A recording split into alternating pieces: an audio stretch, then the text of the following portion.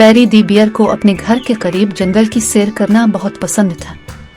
एक दिन धूप भरी सुबह के वक्त वो दरिया के किनारे चल रहा था कि उसने एक चमकता हुआ परिंदा देखा जिसके पर 7 शानदार रंगों से मुज़य्यन थे। ये तोता, जिसका नाम प्रिज्म था, जाल में फंसा हुआ था। बैरी ने इसे बचाने का फैसला किया और यूं उनकी एडवेंचर से भरपूर कहानी का आगाज हुआ।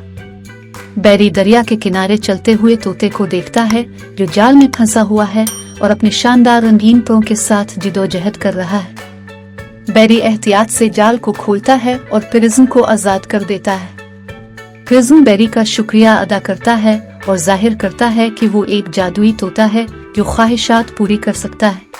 प्रिज्म कहता है कि वो बैरी की एक ख्वाहिश पूरी करेगा, लेकिन पहले बैरी को जंगल में उसके गिरे हुए पंख को तलाश करना होगा। हर पर एक राज छुपाए हुए है। बैरी एक पर शहद के छत्ते में फंसा हुआ पाता है। इसे शहद की मक्खियों को गुस्सा दिलाए बगैर पर निकालने का तरीका ढूंढना होगा। आखिर पर एक तालाब में छुपा हुआ है जिसकी हिफाजत एक शरारती मेंढक कर रहा है जो बैरी से नाचने का मुतालबा करता है। बैरी एक मुज़हका खेज लेकिन दिलकश रक्स पेश करता है। तमाम परों के जमा होने के बाद प्रिज्म बैरी को जंगल के तमाम जानवरों से बात करने की सलाहियत देता है।